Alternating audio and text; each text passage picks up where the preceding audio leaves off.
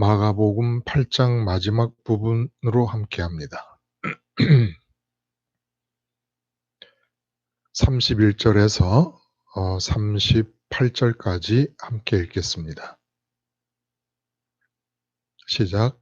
인자가 많은 고난을 받고 장로들과 대제사장들과 서기관들에게 버림받아 죽임을 당하고 사흘 만에 살아나야 할 것을 비로소 그들에게 가르치시되 드러내놓고 이 말씀을 하시니 베드로가 예수를 붙들고 항변하매 예수께서 돌이키사 제자들을 보시며 베드로를 꾸짖어 이르시되 사탄아 내 뒤로 물러가라.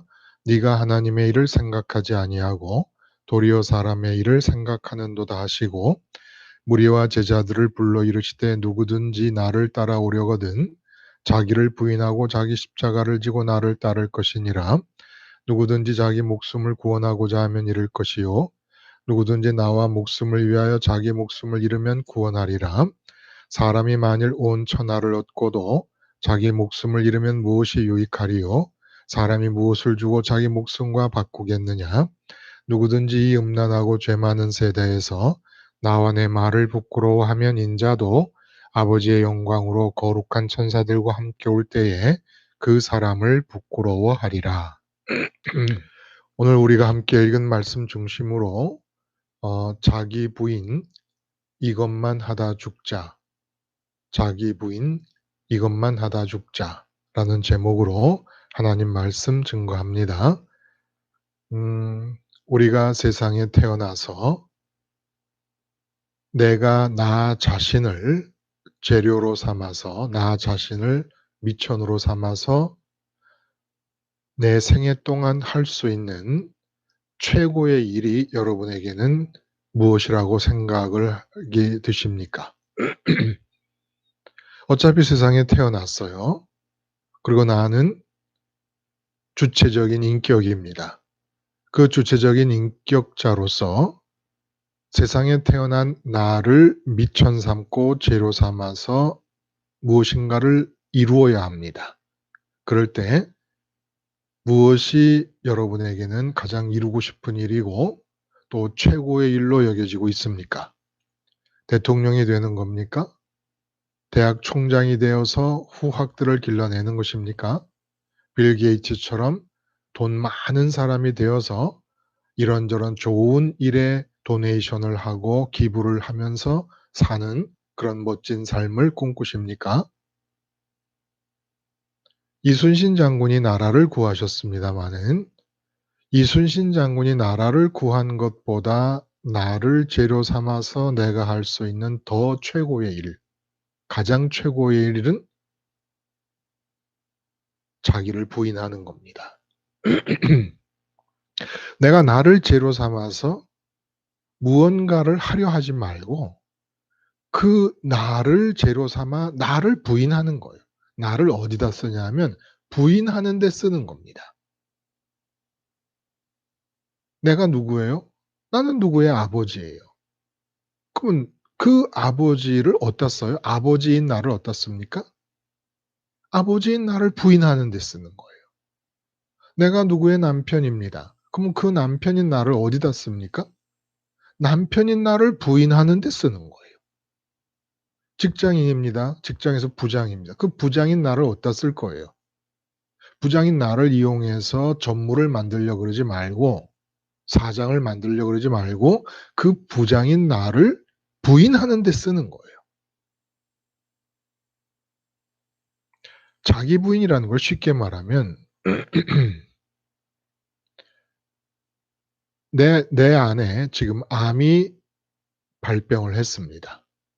그러면 상식적으로 그 암이 발병한 상태의 나를 그대로 용인하고 묵인하고 긍정할 수가 없지 않습니까? 그 암이 발병했기 때문에 암이 발병한 그 상태의 나는 부인돼야 되잖아요. 부정돼야 되지 않습니까? 그게 인정되고 긍정되면 안 되지요. 마찬가지라는 겁니다.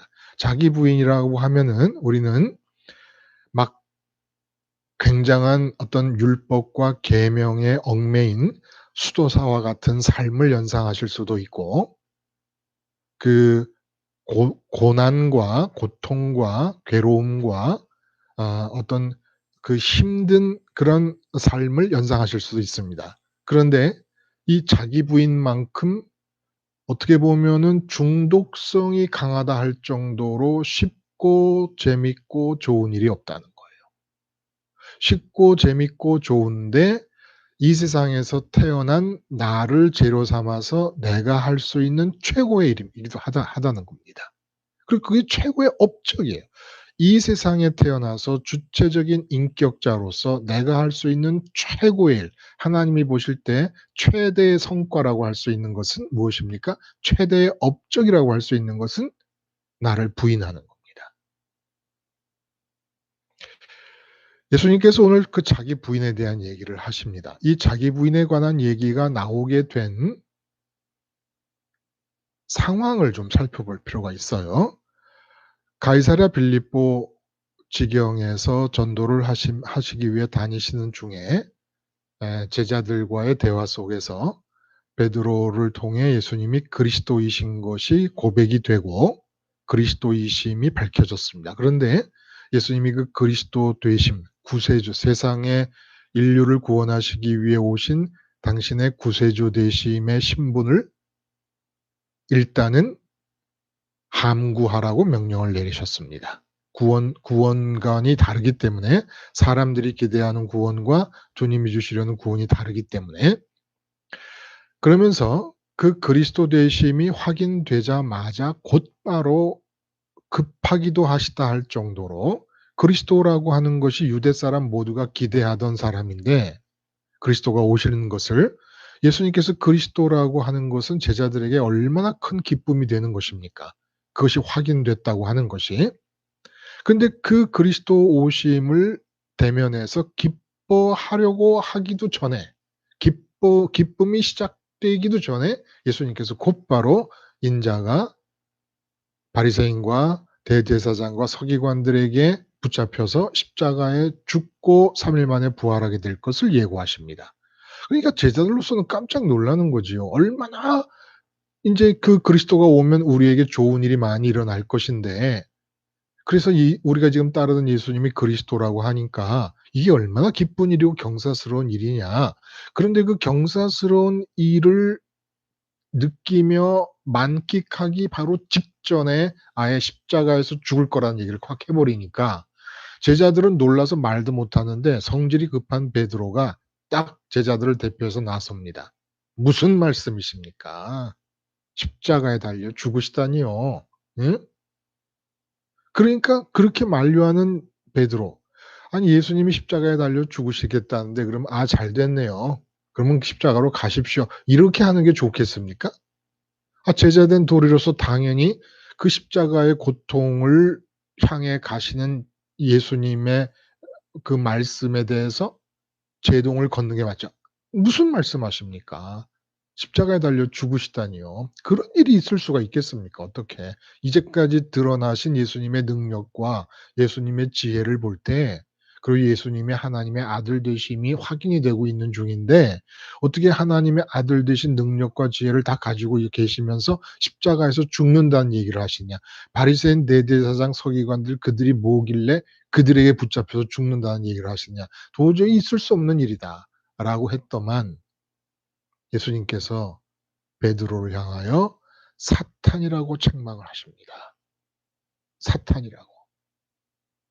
그 왜 사탄이냐 하면 베드로가 그렇게 예수님 십자가의 길을 막아선 것은 하나님의 일을 생각하는 것이 아니라 사람의 일을 생각하는 것이라는 겁니다. 사람의 일을 그러면 베드로는 왜 생각했느냐? 예수님의 십자가의 길을 가로막는 사람의 길을 왜 생각하게 됐느냐? 사탄에 의해서 지배되었기 때문이라는 거예요. 무서운 말씀이십니다. 그리고 참으로 냉혹한 전혀 인정이 없어 보이실 만큼 냉혹할 정도로 그리고 마음에 좀 안 든다 그래도 예수님의 십자가의 길을 막아서는 것은 고통의 길을 막아서는 것이고 제자로서는 마땅히 해야 될 사랑의 표현이라고 받아들일 수도 있을 것인데 걷다 대고 사탄이라고 해 버리십니다. 예수님은 거침이 없으세요. 자, 여기서 자기 부인은 결국은 뭡니까? 사람의 일을 생각하는 나를 부인하는 거라는 거예요. 이 본문이 우리에게 말씀해 주시는 것은 사람의 일을 생각하는 나를 부인하라는 거예요. 그리고 사람의 일을 생각하는 나를 부인하는 것이 내 생애에서 내가 나를 재료로 삼아 할 수 있는 최고의 일이라는 겁니다. 그러니까 내가 남편이 됐습니다. 그러면 남편으로서 할 수 있는 최고의 일은 남편인 나를 부인하는 겁니다. 엄마로서 할 수 있는 최고의 일은 자녀 앞에서 엄마인 나를 부인하는 것. 이게 최고의 일이라는 거예요.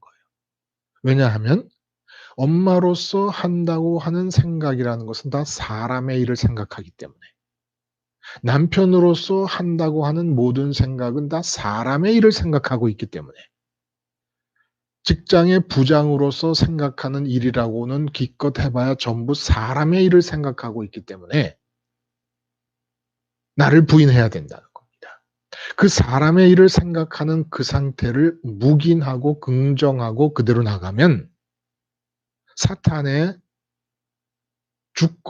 사탄의 주권은 하나님께만 있는 것이고, 사탄의 지배 아래서, 하나님의 주권 아래 허락된 사탄의 지배 아래서 삶을 살다 마치게 될 수밖에 없다는 거예요.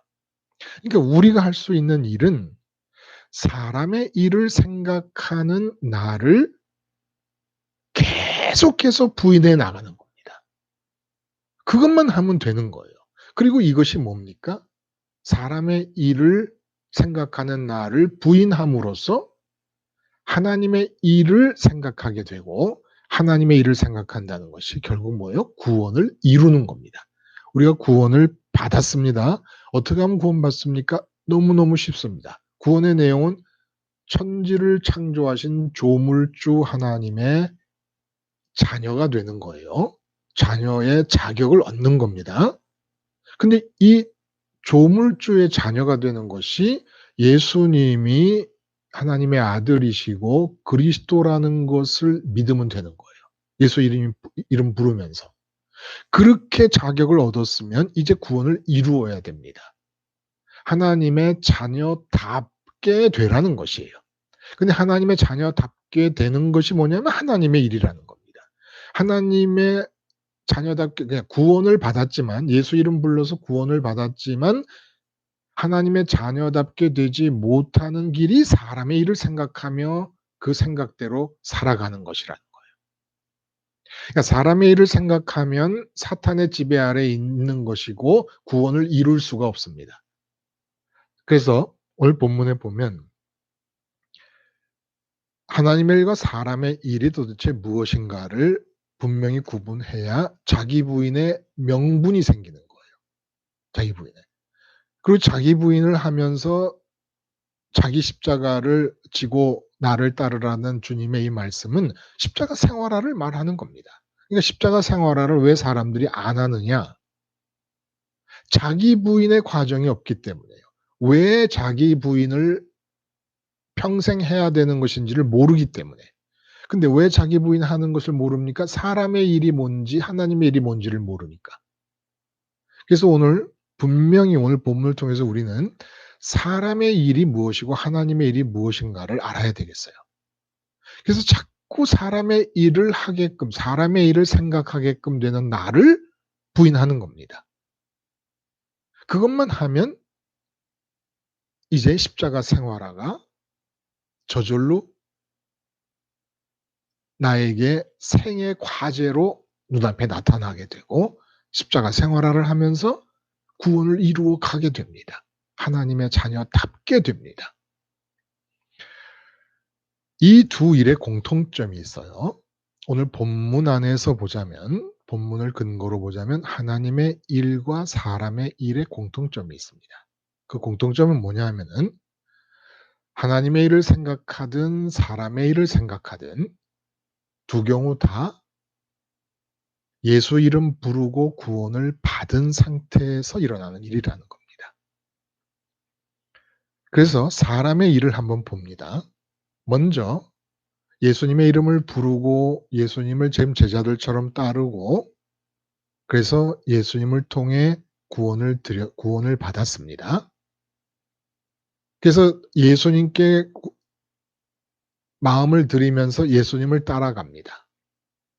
공생의 기적과 능력과 지혜의 예수님을 따라갑니다.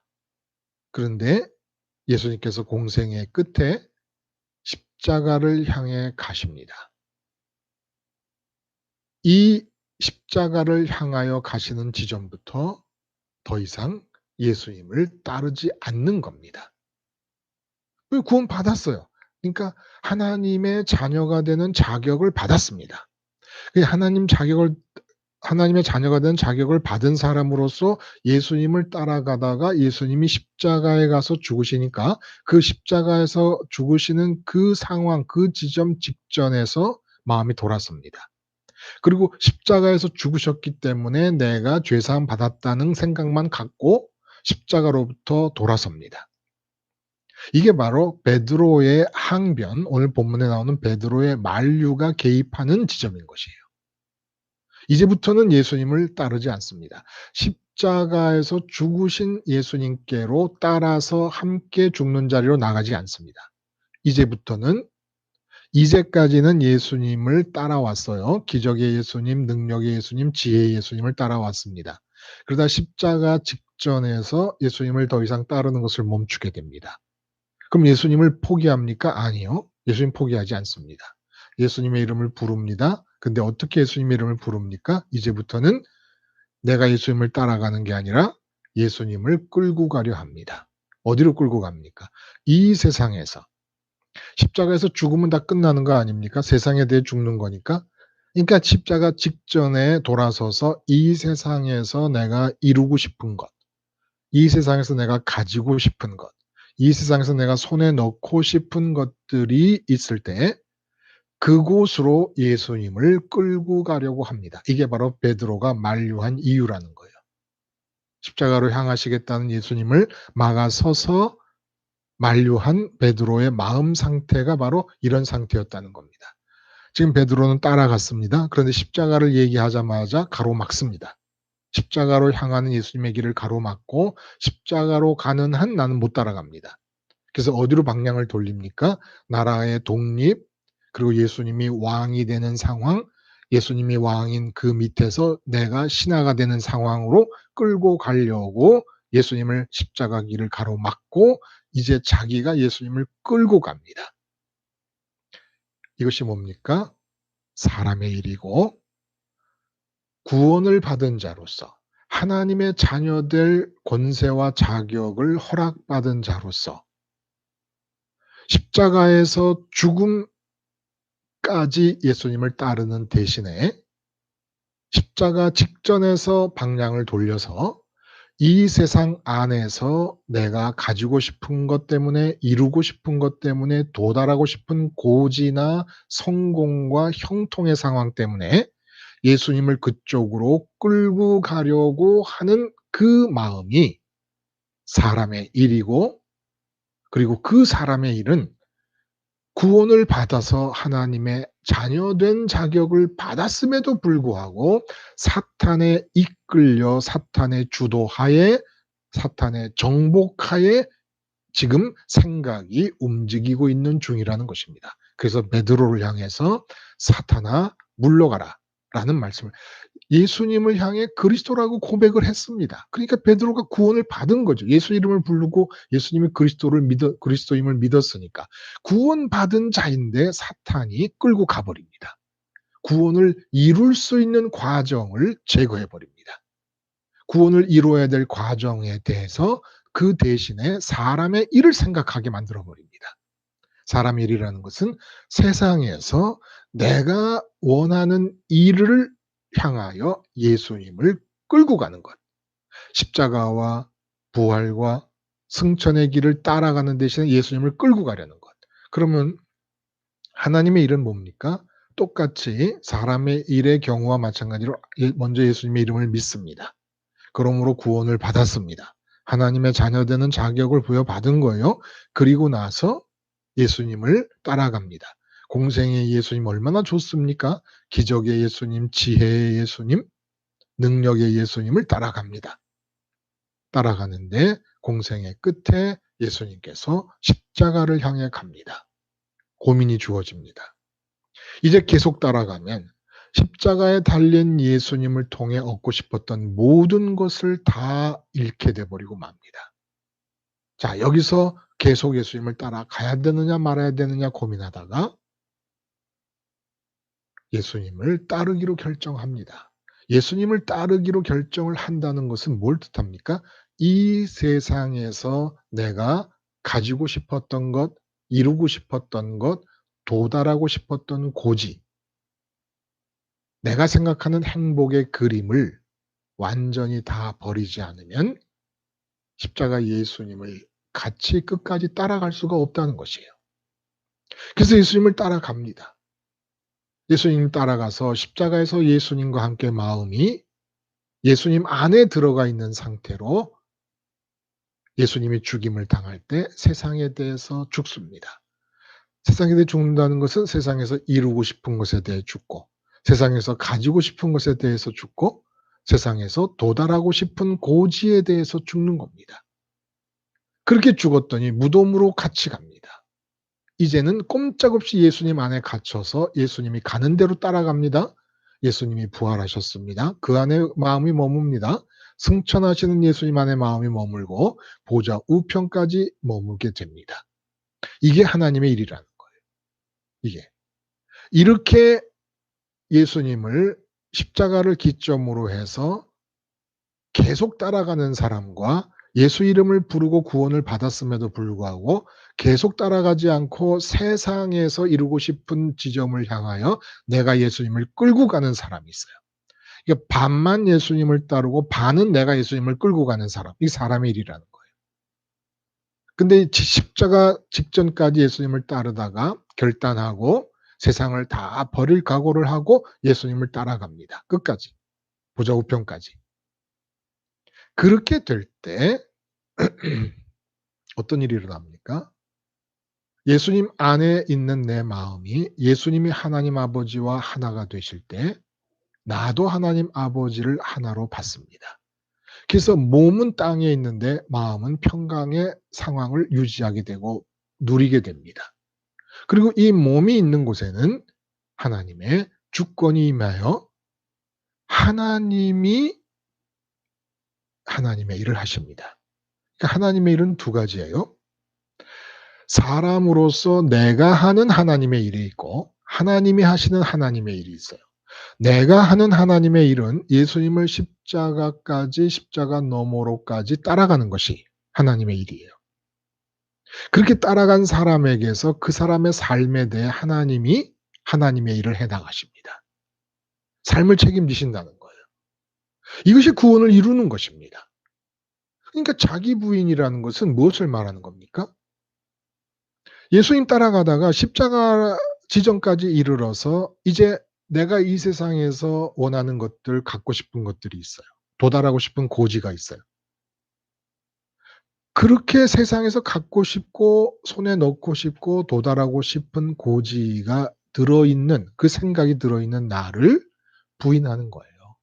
이게 자기 부인이에요.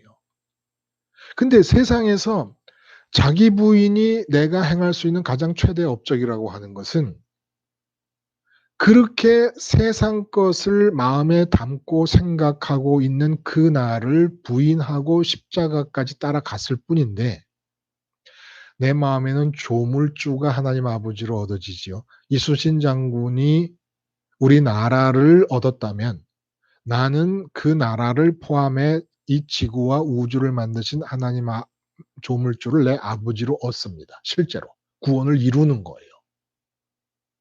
그렇게 구원을 이루니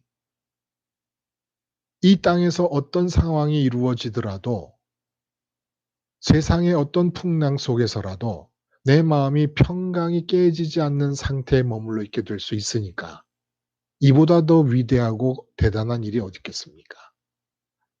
그리고 자기 부인이라는 게 세상에서 할 수 있는 일 중에 제일 쉬운 일이에요. 나를 재료로 삼아서 말단 사원에서 과장되기가 어렵지, 말단 사원인 상태에서 아예 말단 사원인 나를 부인해 버리는 거예요. 말단 사원인 나를 부인해 버리는 건 뭡니까? 말단 사원이기 때문에 대리로 승진하고 싶습니다. 대리로 승진하고 싶은 마음을 유지하고 있으면 예수님을 부르는 것이 다 예수님을 이제 대리 지점까지 끌고 가는 게 돼 버립니다. 근데 대리까지 승진하는 게 어렵습니까? 말단 사원에서 대리를 가고 싶은 그 나를 십자가를 바라보면서 부인하는 게 어렵습니까? 실제 대리되는 게 어려운 거예요. 근데 저는 도대체 십자가 생활하기가 어렵다라고 말하는 이유를 저는 모르겠어요. 사람들이 이렇게 여러분들이 그렇게 저한테 얘기할 때. 근데 짐작은 해요. 왜 어렵다 하는 것인가. 마음은 사람의 일을 하고 있는 상태예요. 세상에서 이루고 싶고 해결하고 싶은 것들이 있어요. 그대로 있어요.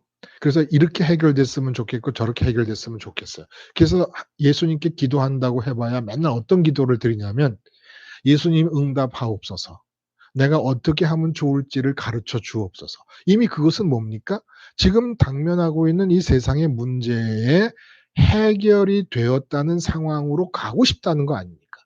그러니까 그 해결되는 상황이 구체적으로 뭔지는 몰라도 세상 일이 해결되는 상황으로 예수님을 끌고 가고 싶어서 그런 기도를 드리는 거 아닙니까?